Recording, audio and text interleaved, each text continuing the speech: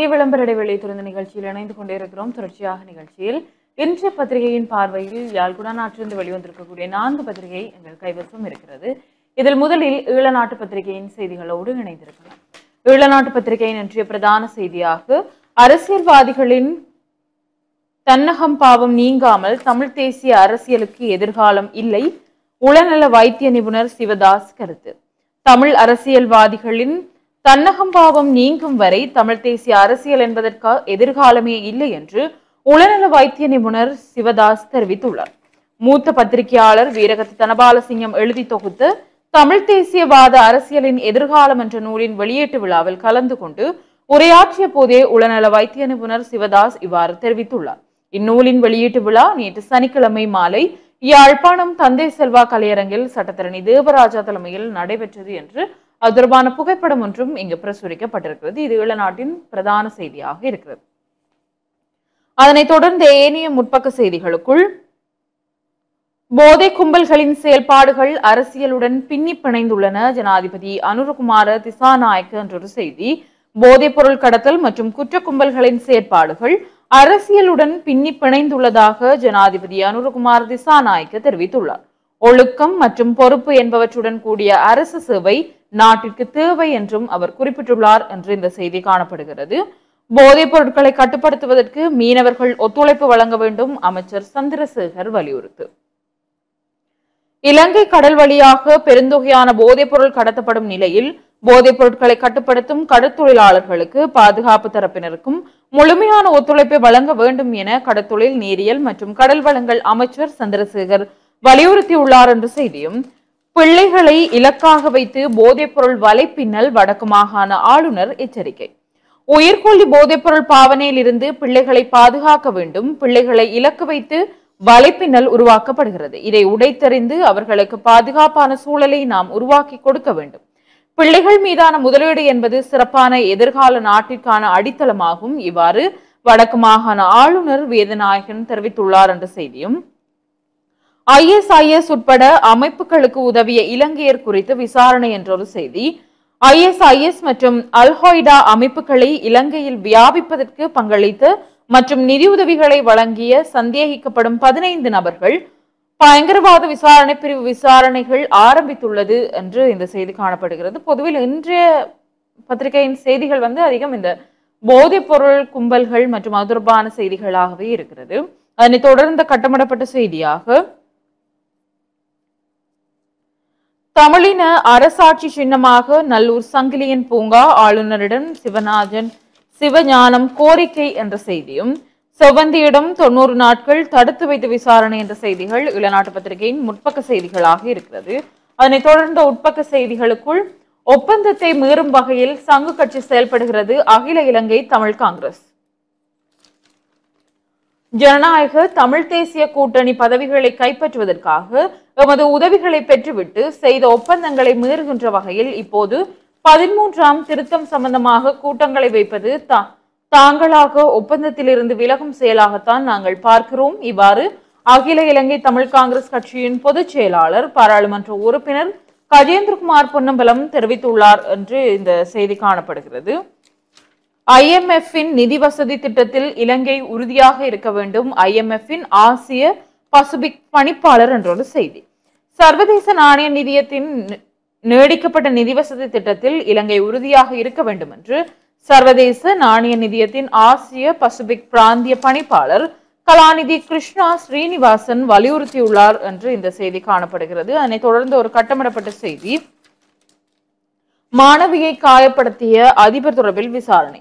பாடசாலைக்கு விடுப்பு எடுத்த மாணவியை அடித்து காயப்படுத்திய பாடசாலை அதிபர் தொடர்பில் விசாரணைகள் ஆரம்பிக்கப்பட்டுள்ளன.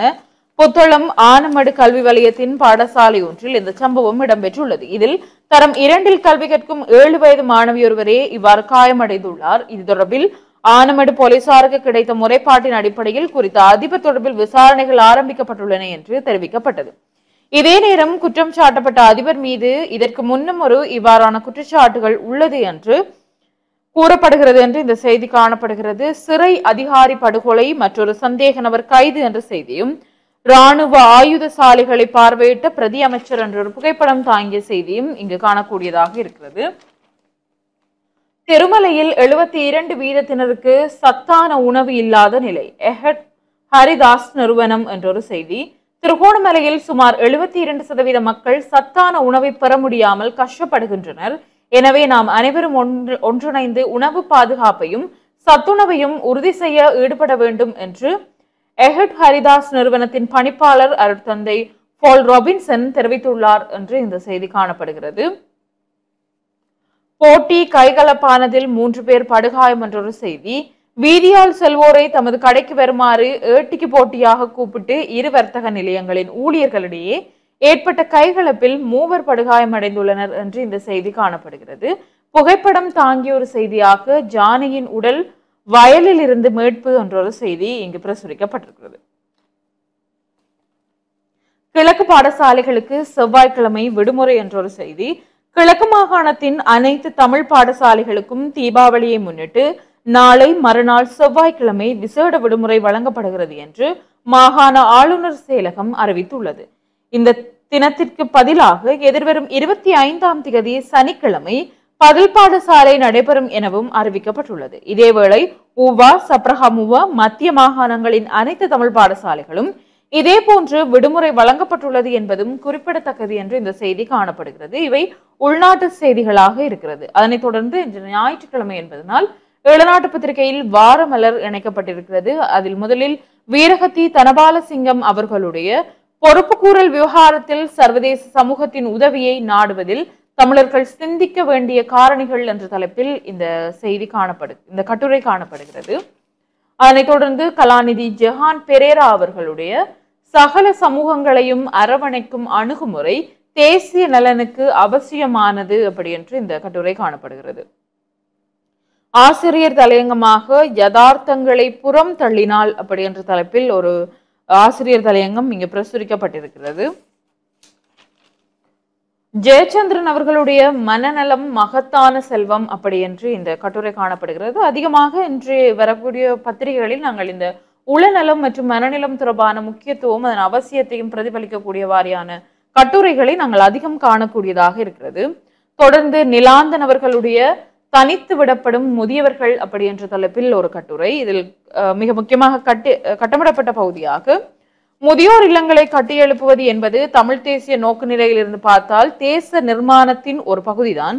முதியோரை பராமரிப்பதற்கு மட்டுமல்ல, கைவிடப்பட்ட முன்னாள் இயக்கத்தவர்கள், விதவைகள், மாற்றுத்திறனாளிகள், மனநலம் பாதிக்கப்பட்டவர்கள், போதைப் பொருள் பாவனையாளர்கள் போன்ற எல்லா தரப்பினர்களையும் பராமரிப்பதற்கான கட்டமைப்புகளை உருவாக்க வேண்டும் அப்படி என்று இந்த கட்டுரையின் கட்டமிடப்பட்ட பகுதி வலியுறுத்தி இருக்கிறது. கணபதி சர்வானந்தா அவர்களுடைய சத்தியமனை முன்னெடுக்கும் பாரியதொரு சிறுவர் முயற்சி அப்படி என்ற தலைப்பில் ஒரு பகுதி இங்கு காணக்கூடியதாக இருக்கிறது. மதுசூதன் அவர்களுடைய இன்றைய சமூகம் எவ்வளவு விகாரம் அடைந்திருக்கின்றது, சமூக ஊடகங்கள் வெளிப்படுத்தும் உண்மைகள் அப்படி என்று இஷாரா செவ்வந்தி அவர்களுடைய கைதொடர்பான புகைப்படம் ஒன்றும் இந்த கட்டுரை பகுதியில் பிரசுரிக்கப்பட்டிருக்கிறது. இன்று கொலையாளிகளையும் சமூக விரோதிகளையும் பாடியும் பாராட்டியும் பகிர்ந்தும் திரிவதை பார்த்தால் சமூகம் எவ்வளவு விகாரம் அடைந்திருப்பது வெட்ட வெளிச்சமாகிறது அப்படி என்ற தலைப்பில் இந்த செய்தி காணக்கூடியதாக இருக்கிறது. குறிப்பாக இந்த கைது செய்யப்பட்டிருக்கக்கூடியவர்களுக்கு பாடல்களும் கவிதைகளும் இயற்றி சமூக வலைதளங்களில் பதிவேற்றக்கூடியவர்கள் தொடர்பாக இந்த கட்டுரை காணப்படுகிறது. பனங்காட்டானவர்களுடைய பொறிமாதோண்டியை நினைவூட்டுதல் மாகாண சபைகளுக்கான தேர்தல் அப்படி என்ற தலைப்பில் ஒரு செய்தி பிரசுரிக்கப்பட்டிருக்கிறது. அதனைத் தொடர்ந்து கந்தையா அருந்தவபாலன் அவர்களுடைய வகுப்பறைகளில் நிற்க வேண்டிய ஆசிரியர்கள் ஏன் நடுத்தருவில் நிற்கிறார்கள் அப்படி என்று இந்த ஆசிரியர்கள் முன்னெடுத்திருக்கக்கூடிய போராட்டங்கள் தொடர்பான புகைப்படத்தை பிரசுரித்து இந்த கட்டுரை காணப்படுகிறது. இதில் கட்டமிடப்பட்ட பகுதியாக மாணவர்கள் இல்லையெனில் ஆசிரியர்களுக்கும் வேலை இல்லை, அதிகாரிகளுக்கும் வேலை இல்லை. ஆனால் இந்த உண்மையை மறந்து ஒவ்வொரு தரப்பும் தாங்கள் இல்லை என்றால் கல்வித்துறையே இல்லை என்று செயற்படுவதே பெரும்பாலான பிரச்சனைகள் உருவாக காரணமாகிறது அப்படி என்று இந்த செய்தி காணப்படுகிறது. அதனைத் தொடர்ந்த செய்திகளுக்குள் கலைந்து போன ட்ரம்பின் நோபல் கனவு அப்படி என்ற ஒரு ஐங்கரன் விக்னேஸ்வரா அவர்களுடைய குறிப்பாக இவருடைய கட்டுரை சர்வதேச அரசியல் தரப்புகளில் இருந்து இவருடைய கட்டுரைகளை காணக்கூடியதாக இருக்கும். 7 கடல் தாண்டி 7 யுத்தங்களை நிறுத்தினாரா அப்படி என்று அமெரிக்க ஜனாதிபதியினுடைய புகைப்படமும் நோபல் பரிசு தொடர்பான புகைப்படங்களும் இங்கு காணக்கூடியதாக இருக்கிறது. இவை வாரமலரில் பிரசுரிக்கப்பட்டிருக்கக்கூடிய கட்டுரைகளாக இருக்கிறது. அதனைத் தொடர்ந்து இறுதிப்பக்க செய்திகளுக்குள் செவ்வந்தியின் வங்கி கணக்கில் பணம் இல்லை. கணேமுல்ல சஞ்சீவ கொலை வழக்கின் முக்கிய சந்தேக நபர்களில் ஒருவரான இஷாரா செவ்வந்தியிடம் மேற்கொண்ட விசாரணைகளில் வெளிவந்துள்ள தகவல்களை அடிப்படையாக கொண்டு மேலும் விசாரணைகளை நடாத்தி வருகின்றன. இந்த நிலையில் இசாராவின் வங்கி கணக்கு புத்தகத்தில் குறிப்பிடப்பட்டுள்ள கணக்கில் பணம் இல்லை என்பது விசாரணைகளில் தெரிய வந்துள்ளது. எனினும் அவருக்கு வேறு ஏதேனும் வங்கி கணக்குகள் உள்ளதா என்பதை கண்டறிவதற்கான விசாரணைகளும் இடம்பெற்று வருவதாக சிரேஷ்ட போலீஸ் அதிகாரி ஒருவர் தெரிவித்துள்ளார். மேலும் தனக்கு மோட்டார் சைக்கிள் மற்றும் கார் போன்ற வாகனங்கள் செலுத்த முடியும் என்பதை இஷாரா செவ்வந்தி கொழும்பு குற்றப்பிரிவில் ஒப்புக்கொண்டுள்ளார் என்ற செய்தி இங்கு காணக்கூடியதாக இருக்கிறது. இலங்கை உணவுக்கு உலகளவில் பாராட்டு என்றொரு செய்தி. உலகில் உணவுக்கு சிறந்த நாடுகளின் பட்டியலில் இலங்கையும் தனது பெயரை நிலைநாட்டியுள்ளது. 2025 வாசகர்களின் தெரிவு விருதுகளின் அடிப்படையில் உலகில் உணவிற்கு சிறந்த நாடுகளின் பட்டியலில் இலங்கை 7வது இடத்தில் உள்ளது. 95.56 புள்ளிகளை இலங்கை பெற்றுள்ளது. 98.33 புள்ளிகளுடன் முதலிடத்தில் தாய்லாந்தும், 96.92 புள்ளிகளுடன் இத்தாலி 2வது இடத்திலும், 96.77 புள்ளிகளுடன் ஜப்பான் 3வது இடத்திலும் உள்ளன. குறித்த தரப்படுத்தலில் தேர்ந்தெடுக்கப்பட்ட ஒவ்வொரு நாட்டு மக்களிடையே பிரபலமாக இருந்ததாக தெரிவிக்கப்படுகிறது. உணவுகளுக்கான மசாலா, நிறம் மற்றும் தேங்காய் ஆகியவற்றின் அற்புதமான கலவையால் இலங்கை குறித்த இடத்தை பெற்றுள்ளதாக தரப்படுத்தல் குழு குறிப்பிட்டுள்ளது. இலங்கையின் உணவு சுவையை அறிந்து கொள்ள ஃபெட்டா சந்தை ஓர் சிறந்த இடம் எனவும் குறிப்பிடப்பட்டுள்ளது. இலங்கையின் உணவுகளாக கொத்து ரொட்டி, அப்பம் போன்றவற்றை சிறந்த தெரிவுகளாக பரிந்துரைக்கப்பட்டுள்ளது. இலங்கை உணவு வகையில் பெரும்பாலானவை வீட்டு சமையல் மரபுகளை மையமாக கொண்டுள்ளன.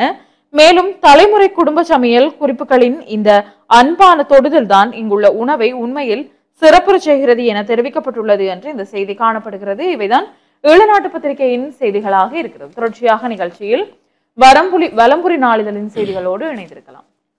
வலம்புரி நாளிதழுடைய பிரதான தலைப்பு செய்தியாக போதை வர்த்தகத்துக்கு விரைவில் சமாதி கட்டப்படும், ஜனாதிபதி அனுர மீண்டும் தெரிவிப்பு.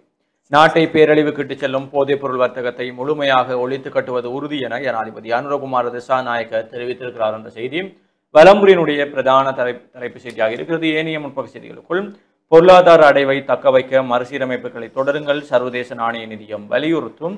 வடமராட்சியில் வாளுடன் நடமாடும் இளைஞன் 6 குடும்பங்கள் அச்சத்தில் இடம்பெயர்வு.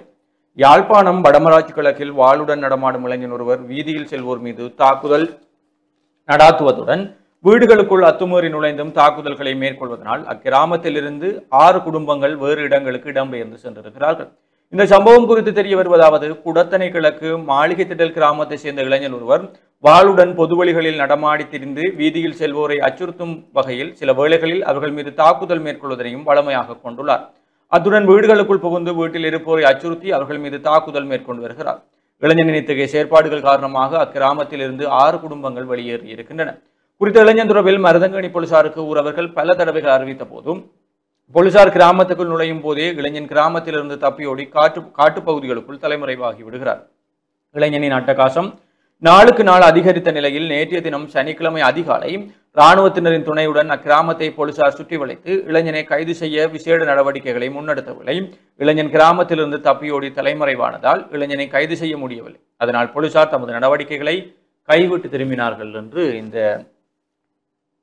வாளுடன் நடமாடும் இளைஞனால் இடம்பெயர்ந்த குடும்பங்கள் பற்றிய செய்தி காணப்படுகிறது. தொடர்ச்சியாக யாழ் போதனாவின் 175 வருட நிறைவு விசேட தபால் தலை வெளியீடு என்ற செய்தியும், போதை மாஃபியாக்களை முடிவு கட்ட கடத்தொழிலாளர்கள் ஒத்துழைக்க வேண்டும், அமைச்சர் சந்திரசேகர் கோரிக்கை. இஷாரா செவ்வந்தியை 90 நாட்கள் தடுத்து வைத்து விசாரிக்க அனுமதி. நேபாளத்தில் அண்மையில் கைது செய்யப்பட்டு நாட்டிற்கு அழைத்து வரப்பட்ட கணேமுல்ல சஞ்சீவ கொலை வழக்கின் முக்கிய குற்றவாளியான இஷாரா செவ்வந்தியை 90 நாட்கள் தடுத்து வைத்து விசாரணைக்கு உட்படுத்துவதற்கு அனுமதி வழங்கப்பட்டிருக்கிறது என்ற செய்தியும், சங்குப்பட்டியில் பெண்ணின் சடலம் மீட்பு, நீதி கோரி போராட்டம் முன்னெடுக்க நீதிமன்றம் தடை.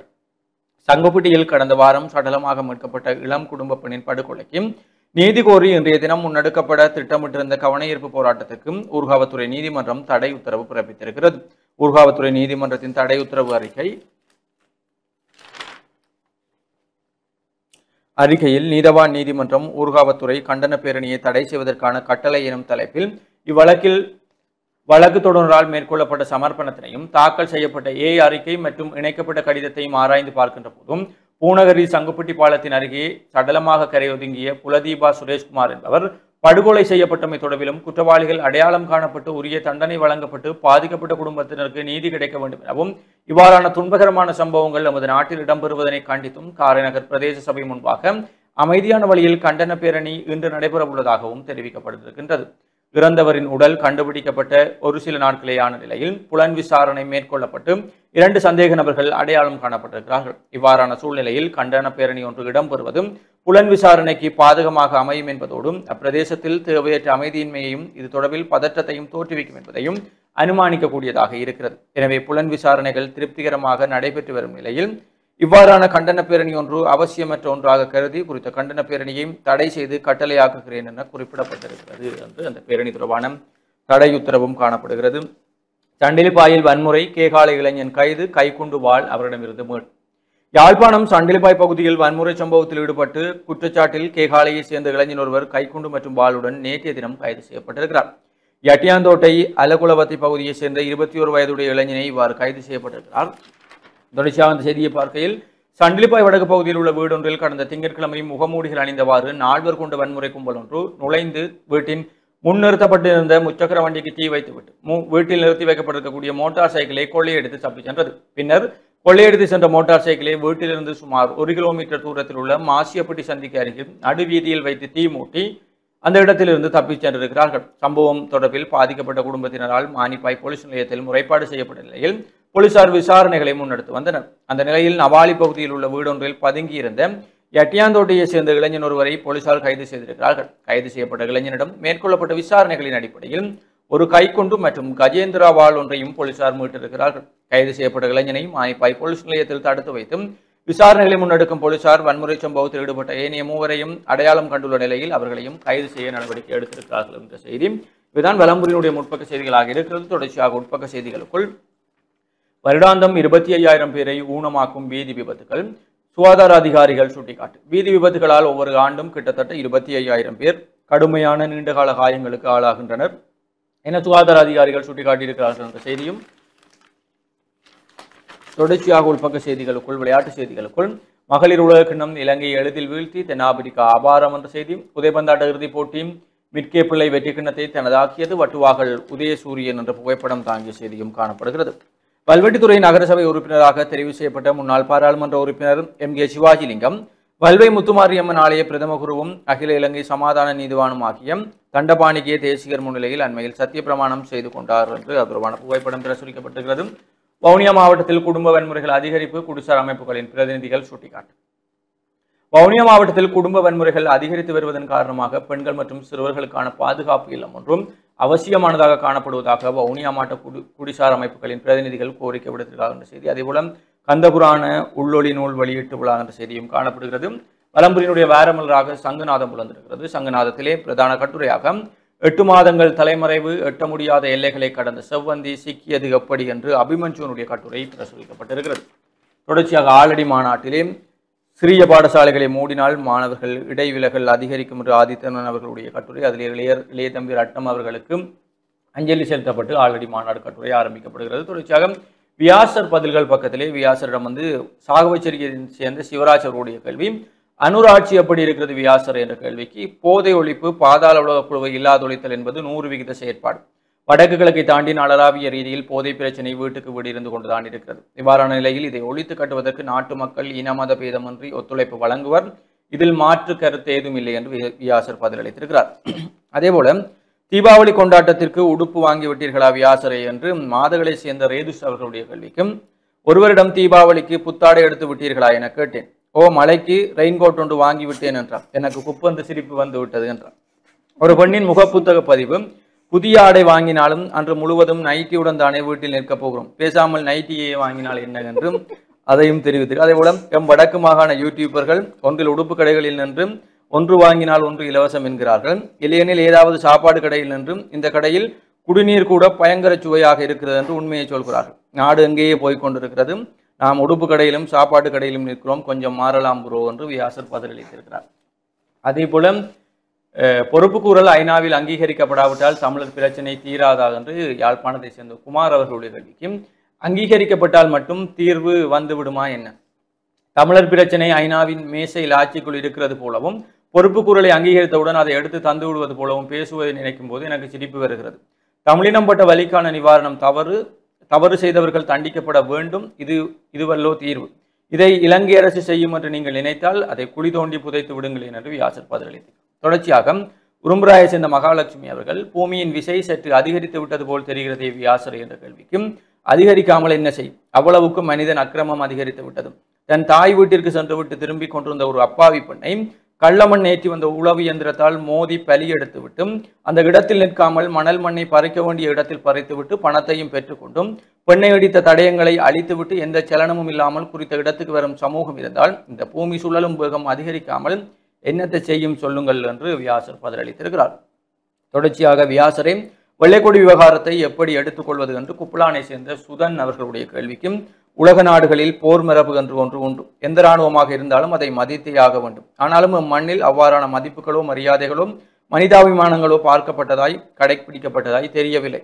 அனுபவிக்கக்கூடாத அத்தனை கொடுமைகளையும் அனுபவித்துவிட்டு இன்று வரை நீதிக்காக சர்வதேசத்தின் படலையே தட்டி கொண்டு நிற்கிறோம் என்று வியாசர் பதிலளித்திருக்கிறார்.